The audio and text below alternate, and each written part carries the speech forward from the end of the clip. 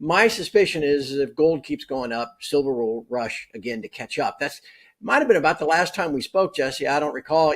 I remember telling folks back in March and in April, as gold was charging, but silver was still around $24, $25. I'm like, well, the gold silver ratio is not going to 100. I mean, eventually silver is going to rush to catch up. And that's exactly, it went from 24 to 33 in about 6 weeks. If gold keeps moving forward here, the same thing will happen again, burst forward.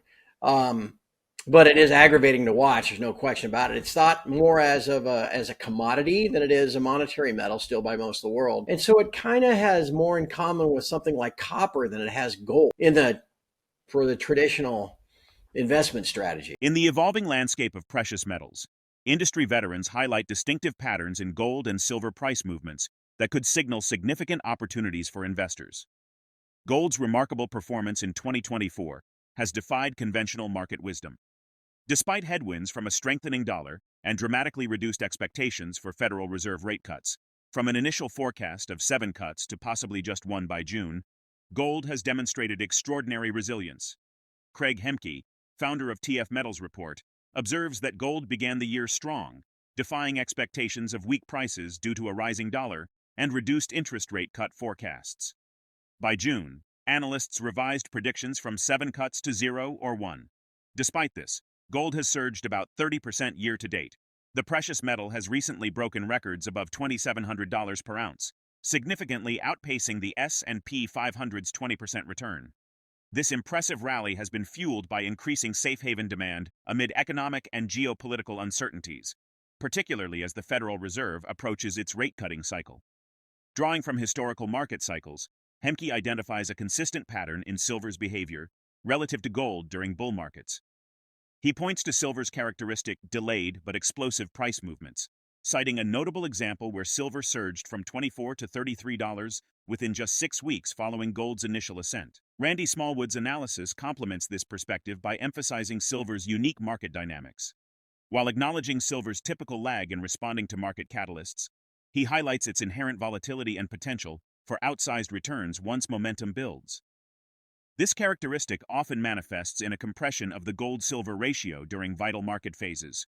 Smallwood maintains a bullish outlook, suggesting silver could reach $50 during robust market rallies. Before diving deep into this video, subscribe to our channel and hit the bell icon. We started strong in a time when you would have thought price would have been weak. Dollar index was rallying, the future rate cut we started the year, they were talking about 7 rate cuts, and that went all the way down to 0 or 1 by June. And under those kind of conditions, you'd have thought that gold would go down. Instead, it's been charging forward all year long. We're currently up 30% year to date. I don't know, how much farther can it go in 1 year? I've said to lots of folks, they'll be like, well, if the banks manage the price of gold, how come it's gone from 400 to, 2,500 over the last 20 years? And that's because, the banks and their traders can profit from a 10% rally because it's up, down, up, that kind of thing. They can manage that just fine. It's 30%, 50, which we've never had a 50% year. That gets them upside down in a lot of their positions. And that's kind of what it seems like they are now. If you look at the Commitment of Traders report, doesn't mean that price can't go higher. It certainly can. But it's going to take more speculator interest, institutional interest on the long side in gold in all its forms, because there's not many shorts left to be squeezed. So it's going to have to be continued buying to keep pushing us farther. That's why things like, we just wrapped up the quarter yesterday. The month-end charts and certainly the quarterly charts are really important in revealing what is a serious bull market. And that's where, that money comes from to keep propelling gold higher, because, people, what is it? The current number is like 72% of all global financial advisors don't even have any gold at all for their clients. If that starts moving up, that's where the continued buying comes from. So silver closed really well to end the month and the quarter. And you're like, hey, look at that, $31, $32. That's the highest it's been since for a monthly close since January of 2013. So if you've been buying all along like I have and have lowered your cost basis down into the teens, okay, that's fine. But if you bought the last silver you bought was in January 2013, you're just now even, right? And so it's just aggravating as all heck. My suspicion is if gold keeps going up, silver will rush again to catch up. That's might have been about the last time we spoke, Jesse. I don't recall. I remember telling folks back in March and in April, as gold was charging, but silver was still around $24, $25. I'm like, well, the gold silver ratio is not going to 100.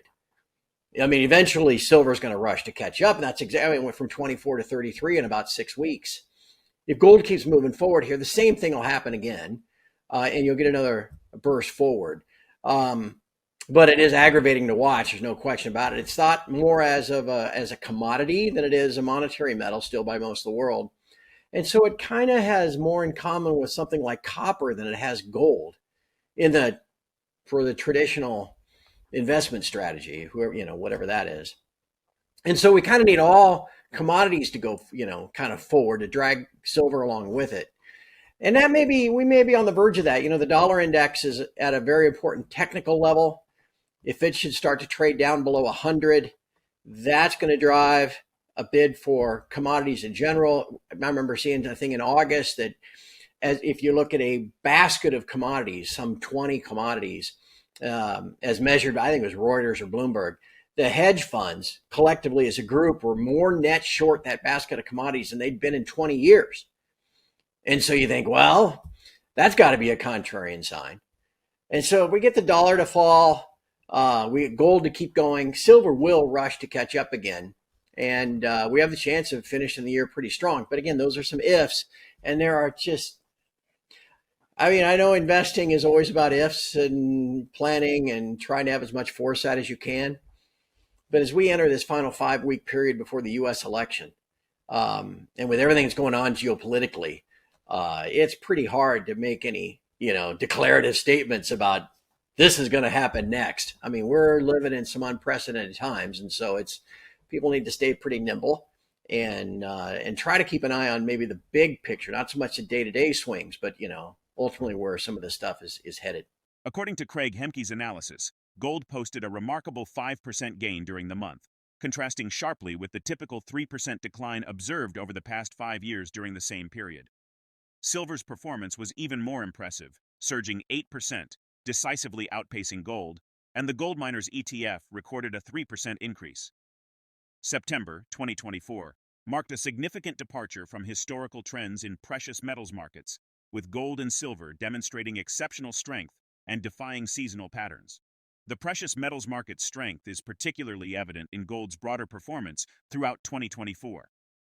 In the Indian market, MCX Gold has emerged as a standout performer, recording an impressive 14% gain in Indian rupees, surpassing traditional investment vehicles such as NSE government securities and the emerging market index, which posted gains of 7 to 9%. Silver's performance has been even more remarkable, with prices soaring nearly 10% in September to reach levels not seen in almost 12 years. Market analysts attribute this extraordinary rally to a combination of supply constraints and recovering industrial demand.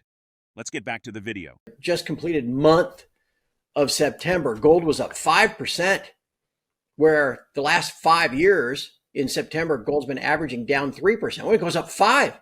Silver goes up 8. And the GDX was up 3. And it's, oh gosh. My site has always been about stacking and accumulating physical metal for your safe harbor, inflation protection, purchasing power protection, get you through this storm, this transition period that we're now clearly in of monetary systems. The mining, I swore off the mining shares a couple of different times over the last 15 years because they just destroy capital in a lot, because they don't hedge themselves worth a damn in terms of inflation. And so their costs are constantly going up and eating into their margins. And so when the price of gold and silver going down and inflation is going up, I mean, the things just, they don't do well. Now, the problem has been, and the frustrating part has been, is the price of gold and silver has been going up this year. And yeah, the shares are up, but they're not dramatically up. And in the end, that gets to a simple supply versus demand. You got to have more buyers and sellers. Unloved. Remember Remember when we were younger, I remember hearing the adage about, the opposite of love is not hate. You don't fall in love with somebody and then when it doesn't work out, you don't hate them. You just kind of become ambivalent, right? And that's kind of what the sector is just ambivalence. I mean, people don't even, it's not even on people's radar. The average financial planner, stockbroker, even all the way up to hedge fund, home office, the people that run a couple $1 billion, man, they're all worried about growth. You run a hedge fund and you're getting 2 and 20 every year, right? You're getting your 2% management fee and 20% of your profits. You need growth. You're not worried about what Newmont is making and they're all in sustaining costs, man. You want to be an Nvidia and all these other growth stocks so that your 2 and 20 keeps growing. You could give a damn, and you're sure as hell not going to own any physical gold because it doesn't pay interest. You can't wrap it in a fee, right? And so it's just not even on people's radars. And so I think the mining shares, particularly for me, the sweet spot is kind of the not the big ones like a Newmont or a Barrick. Someone like Agnico Eagle or Alamos or some of these, or Wesdome, the ones that produce but keep their costs really low, and they're making the price of gold is double what their costs are to get it out of the ground. I mean, for crying out loud. Okay, I'm happy buying those. But again, as a sector, I think that's the problem. I mean, they're just outside of you and I talking about it. You don't hear, stockbrokers talk about it with their clients. You certainly don't hear it on Bloomberg TV, CNBC. And so till we get to the point where, it's on, that kind of top of mind, we continue to kind of languish. Now, the hard part, Jesse, is my experience has been with these things. When they go, right? I mean, you go back to, I remember it well, January of 2016, the Hui index bottomed out at 99.16 on like January the 16th or January the 19th or something like that back in, I remember it well. The date was one of those dates. And over the next 8 months, it went to 280. Okay, so the thing tripled in 8 months. And that's the problem. It goes up so fast. If you're not on board at the beginning, you end up chasing or you end up buying in at the end, and then down they go again. The precious metals market is entering an exciting phase, with gold set for further increases, presenting attractive investment opportunities. Silver also demonstrates significant potential for gains as gold prices rise amid economic uncertainty and shifting monetary policies. The relationship between gold and silver often becomes particularly notable during market volatility. Given these developments, it's crucial for investors to assess how gold and silver fit into their overall strategies. What do you think about the current trends in gold and silver? Do you view them as vital components of your investment approach? We'd love to hear your thoughts and insights in the comments below. Don't forget to hit the like button and subscribe for more comprehensive updates. Your engagement enables us to deliver the best content possible.